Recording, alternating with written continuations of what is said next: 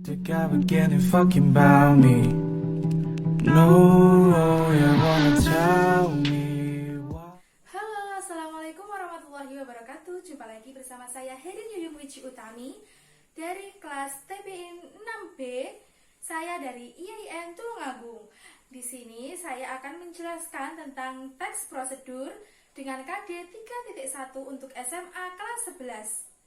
Nah, teman-teman, tujuan dari mempelajari teks prosedur ini adalah setelah mengikuti pembelajaran, peserta didik mampu mengidentifikasi isi dari teks prosedur, menelaah isinya, struktur dan kebahasaan teks prosedur, serta siswa mampu merancang teks prosedur.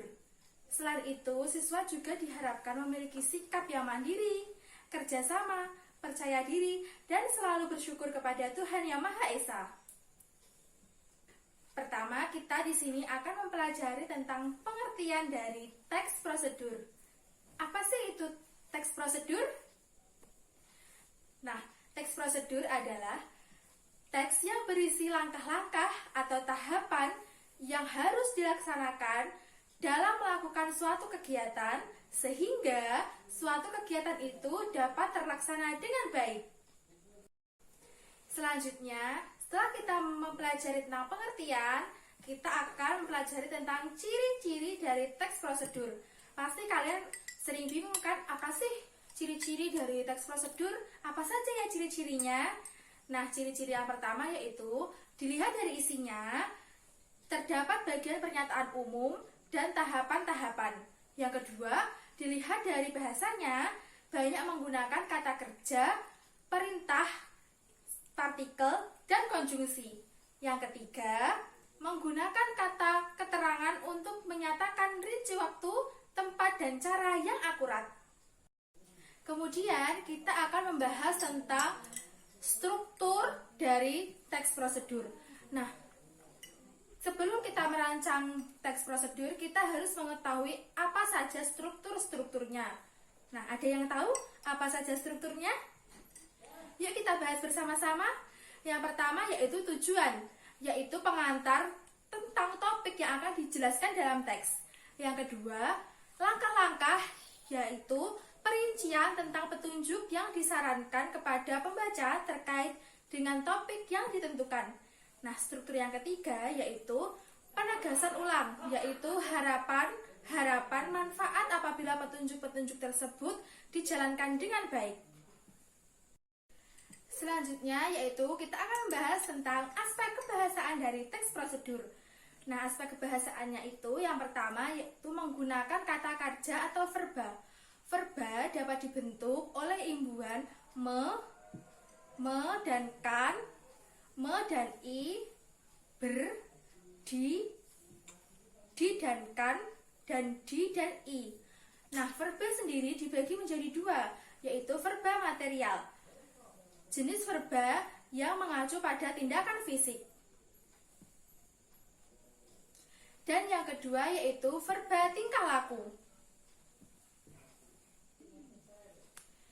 Aspek yang kedua yaitu menggunakan kata-kata teknis yang berkaitan dengan topik yang akan dibahas. Aspek yang ketiga yaitu menggunakan kalimat interogatif atau kalimat tanya.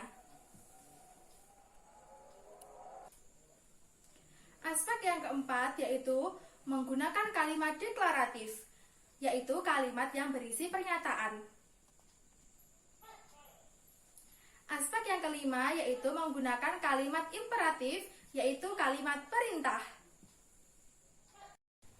Aspek yang keenam yaitu banyak menggunakan partikel lah. Contohnya, tambahkanlah penyedap rasa secukupnya. Aspek yang ketujuh yaitu banyak menggunakan konjungsi temporal yang menyatakan urutan waktu, misalnya setelah itu, lalu, kemudian, dan lain sebagainya.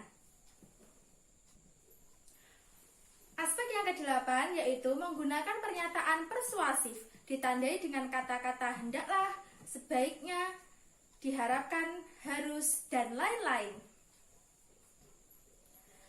Aspek yang kesembilan yaitu apabila prosedur itu berupa resep dan petunjuk penggunaan alat, akan digunakan gambaran terperinci tentang benda dan alat yang dipakai termasuk ukuran, jumlah, dan warna.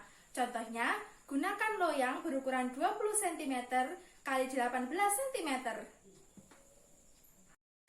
Nah, teman-teman, setelah kita mempelajari tentang pengertian teks prosedur, ciri-ciri, struktur, aspek kebahasaan, selanjutnya kita akan membahas tentang langkah-langkah penyusunan atau merancang teks prosedur.